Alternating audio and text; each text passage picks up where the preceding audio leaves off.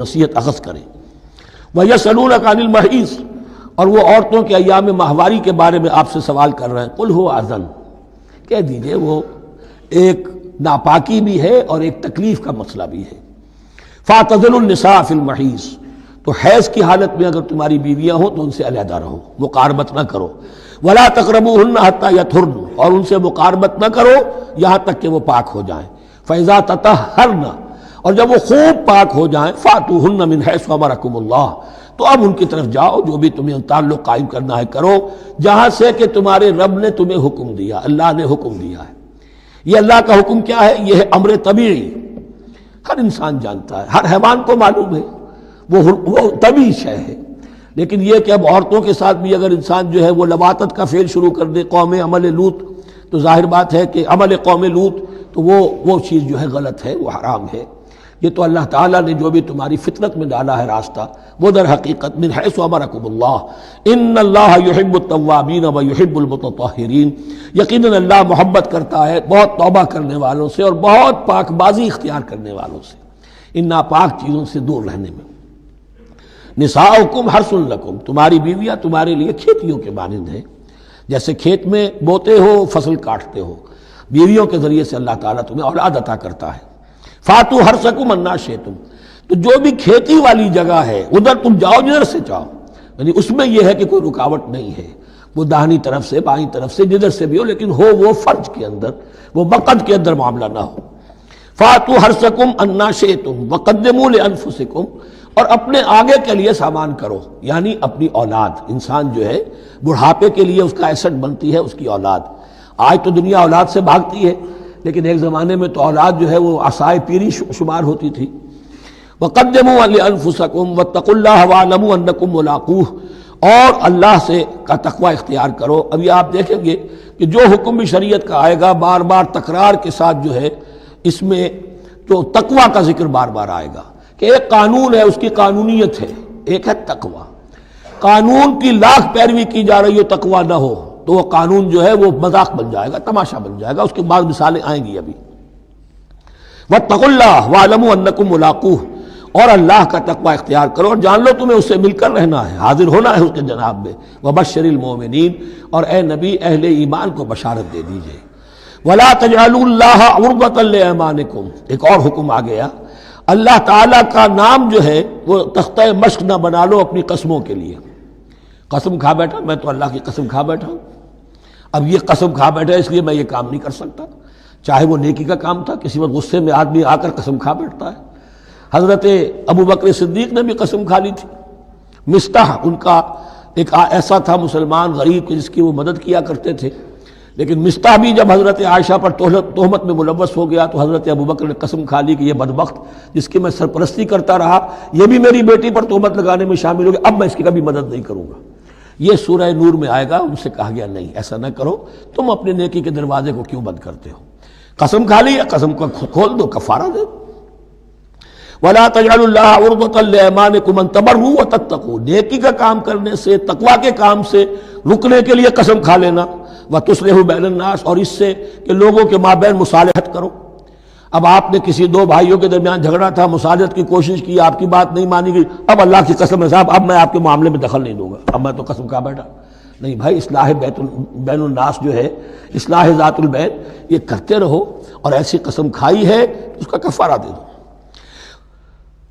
واللہ سمیع علیم، اور اللہ تعالیٰ سننے والا اور جاننے والا ہے۔ لا یؤاخذکم اللہ باللغو فی ایمانکم، اللہ تعالیٰ مؤاخذہ نہیں کرے گا تم سے جو تم بغیر مقصد کے، بغیر عزم اور ارادے کے قسم کھا بیٹھتے ہو۔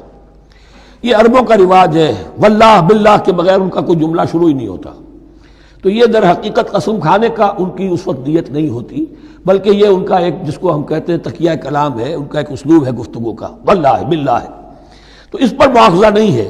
وَلَٰكِن يُؤَاخِذُكُم بِمَا كَسَبَتْ قُلُوبُكُم، ہاں جو تم نے ارادہ کر کے، تمہارے دلی ارادے کے ساتھ جو تم نے قسم کھائی ہے، پھر اس پر مؤاخذہ ہوگا، اسے توڑو گے اس کا ایک کفارہ ہے، وہ بعد میں آئے گا، وہ کفارہ جو ہے وہ پھر سورہ مائدہ کے اندر آ جائے گا۔ میں نے عرض کیا تھا کہ یہ اصل میں سورہ بقرہ میں بلو پرنٹ آ رہا ہے شریعت اسلامی کا، اور اس کے جو اصل چیزیں ہیں وہ پوری تکمیلی احکام وہ پھر آخر میں آئیں گے، کچھ سورہ نساء میں، کچھ سورہ مائدہ میں۔ واللہ غفور حلیم، اللہ غفور ہے، بخشنے والا ہے اور حلیم ہے، فوراً نہیں پکڑتا، فوراً سزا نہیں دیتا، مہلت دیتا ہے کہ اصلاح کر لو۔ للذین یولون من نسائہم تربص اربعۃ اشہر، اب یہ بھی ایک قسم کھا لی جاتی تھی کہ کسی وقت کسی مرد نے، کسی شوہر نے قسم کھا لی اب میں اپنی بیوی کے قریب نہیں جاؤں گا، ناراض ہو گئے، غصہ آ گیا، میں تمہارے سے کوئی تعلق نہیں رکھوں گا، یہ ایلا کہلاتا تھا۔ حضور نے بھی ایلا فرمایا تھا اپنی ازواج مطہرات سے جب انہوں نے کچھ زیادہ نفقے کا مطالبہ کیا تھا کہ اب عام مسلمانوں کے ہاں بھی خوشحالی آ گئی ہے تو اب ہمارے اوپر یہ سختی کیوں ہے، ہمارا بھی جو نفقات ہیں، ہمارا جو خرچ ہے، وظائف ہیں، بڑھائے جائیں۔ اس پر حضور نے پھر ایلا کیا، اس کا ذکر ہے، وہ بعد میں آئے گا۔ لیکن وہاں عام طور پر لوگ قسم کھا کے بیٹھ جاتے تھے، اب قسم کھا لی ہے، پچھتا بھی رہے، کیا کریں، قسم کھا چکے، اب بیوی کے پاس کیسے جائیں؟ اب وہ بیوی معلق ہے، نہ وہ شادی شداؤں میں ہے اور نہ وہ علیحدہ ہے، آزاد ہے۔ للذین یولون من نسائہم تربص اربعۃ اشہر، 4 مہینے کے لیے تو انتظار کیا جا سکتا ہے۔ فإن فاؤوا، اس دوران میں اگر وہ لوٹیں، اپنی قسم کو ختم کریں اور رجوع کر لیں، تعلق کے زن و شوق قائم کریں، فإن اللہ غفور رحیم، تو اللہ تعالیٰ غفور اور رحیم ہے۔ وإن عزموا الطلاق، اور اگر وہ طلاق کا ارادہ کر چکے ہوں کہ واقعتاً اب ان سے سیپریشن ہی ہے، فإن اللہ سمیع علیم، تو اللہ تعالیٰ سننے والا، جاننے والا ہے۔ یعنی یہ کہ 4 مہینے سے زیادہ معلق نہ رکھو کسی کو، یا ادھر یا ادھر، یا فیصلہ کرو اور اسے فارغ کرو، اور یا پھر یہ کہ اپنی وہ قسم ختم کرو اور اس کا جو بھی کفارہ ہے وہ ادا کرو۔ اسی پر غالباً قیاس کیا تھا، بلکہ ساتھ ہی سیرت میں آتا ہے کہ حضرت عمر نے حضرت حفصہ سے پوچھ بھی لیا تھا۔ حالانکہ دیکھیے کہ باپ اور بیٹی کا معاملہ ہو رہا ہے اور باپ بیٹی سے سوال کر رہا ہے، دین کے معاملے میں حیا اور شرم کی بات نہیں ہوتی۔ ان اللہ لا یستحی ان یضرب مثلا ما بعوضۃ فما فوقها، تو یہ کہ جو لوگ جہاد پر جاتے تھے، کچھ سال بھر گھر واپس نہیں آ رہا، اب ایک طرف تو ان پر مشقت ہے، وہ بیویوں سے دور ہیں، اہل و عیال سے دور ہیں، ادھر عورتیں جو ہیں وہ بغیر شوہروں کے جو وقت گزار رہی ہیں۔ تو پوچھا کہ کتنا عرصہ تم سمجھتی ہو کہ ایک عورت اپنی عصمت اور عفت کو سنبھال کر اپنے شوہر کا انتظار کر سکتی؟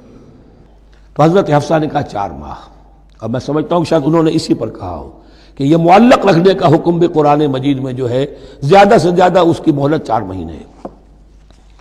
والمطلقات یتربصن بانفسهن 3 قروء، اور جنہیں طلاق دے دی جائے ان پر لازم ہے کہ وہ اپنے جیوں کو روکے رکھیں 3 حیض تک، یہ عدت ہے۔ طلاق کے بعد 3 مہینے کی عدت ہے۔ اس عدت میں یا تو شوہر رجوع کر لے گا، اگر 1 یا 2 طلاقیں ہیں، تیسری طلاق ہو گئی تو رجوع کا حق نہیں ہے، وہ بعد میں بات آ جائے گی، اور اسی میں چاہے تو اس کے بعد جب مدت ختم ہو جائے گی تو پھر اب شوہر کا حق ختم ہو جائے گا، اب وہ آزاد ہوگی، لیکن اس مدت کے اندر وہ دوسری شادی نہیں کر سکتی۔ والمطلقات یتربصن بانفسهن 3 قروء ولا يحل لهن ان يكتمن ما خلق الله في ارحامهن، اور ان کے لیے یہ حلال نہیں ہے، جائز نہیں ہے کہ وہ چھپا لیں جو کچھ کہ اللہ نے پیدا کر دیا ہو ان کے ارحام میں۔ اگر حمل ٹھہر گیا ہے اور بیوی کو ڈر ہے کہ اب یہ شوہر تو طلاق دے دے گا، وہ اپنا حمل چھپا رہی ہے تاکہ پتہ ہی نہ چلے اس کو، کیونکہ وہ چاہے گی کہ بچہ میرے پاس رہے، بچہ بچی جو بھی ہو۔ ظاہر بات ہے کہ بچہ اور بچی جو ہے وہ ماں کے لیے تو جگر گوشہ ہے، اس کے جسم کا ٹکڑا ہے، اس کے جسم کا لوتھڑا ہے، تو وہ چھپانے کی ٹینڈنسی ہوتی ہے کہ وہ جھگڑا ہی نہ اٹھے۔ ولا يحل لهن ان يكتمن، ان کے لیے جائز نہیں ہے کہ وہ چھپائیں ما خلق اللہ فی ارحامہن، جو کچھ کے پیدا کر دیا ہے اللہ نے ان کے رحموں میں۔ ان کن یؤمن باللہ والیوم الآخر، اگر وہ فی الواقع ایمان رکھنے والی ہے اللہ پر اور یوم آخر پر۔ وبعولتهن احق بردہن فی ذلک ان ارادوا اصلاحا، اور یہ جو عدت کی مدت ہے اس میں ان کے شوہروں کو حق حاصل ہے، زیادہ حقدار ہیں کہ انہیں لوٹا لیں، اسے رجعت کہتے ہیں، رجوع کیا جا سکتا ہے عدت کے اندر، لیکن تیسری طلاق کے بعد نہیں۔ پہلی طلاق، دوسری طلاق، اس کے بعد دونوں میں جو عدت ہوگی اس میں رجوع کر سکتا ہے شوہر، اس کا اختیار ہے۔ بیوی کو نہ کہنے کا اختیار نہیں ہے کہ اب تم طلاق دے چکے ہو، اب میں تمہاری بات ماننے کو تیار نہیں ہوں، اس کا اسے حق نہیں ہے۔ اسے پھر وہ مرد کا جو حق ہے وَبَعُولَتُهُنَّ أَحَقُّ بِرَدِّهِنَّ، وہ زیادہ حقدار ہے کہ انہیں لوٹا لے، فی ذالک، اس مدت کے اندر ان ارادوا اصلاحا، اگر وہ واقعتاً اصلاح ہی چاہتے ہیں۔ وَلَهُنَّ مِثْلُ الَّذِي عَلَيْهِنَّ بِالْمَعْرُوفِ، اور ان کے لیے حقوق ہیں جو کہ مناسبت سے ہیں ان کی ذمہ داریوں کے۔ وَلِلرِّجَالِ عَلَيْهِنَّ دَرَجَةٌ، اور مردوں کو ان پر ایک درجہ فوقیت کا، ایک درجہ فضیلت کا، ایک درجہ حقوق کا حاصل ہے۔ واللہ عزیز الحکیم، اور اللہ تعالی زبردست ہے اور حکمت والا ہے۔ یہ آیت اصل میں اس زمانے میں بہت مس انٹرپریٹ ہوئی ہے، اور بعض مترجمین نے بھی ترجمہ غلط کیا ہے۔ یعنی اس کا یہ ترجمہ کرنا لہن مثل الذی علیہن، ان کے بھی حقوق مردوں پر ویسے ہی ہیں جیسے مردوں کے حقوق ہیں ان پر، تو یہ تو مساوات ہو گئی، اور مساوات جو اسلامی شریعت میں مرد اور عورت کے درمیان، شوہر اور بیوی کے درمیان نہیں ہے۔ مراد کیا ہے؟ لام اور اعلیٰ کا جو استعمال ہوتا ہے عربی میں، لام کسی کے حق کے لیے اور اعلیٰ کسی کی ذمہ داری کے لیے۔ لہن ان کے لیے حقوق ہیں، مثل الذی علیہن جیسے کہ ان پر ذمہ داریاں ہیں۔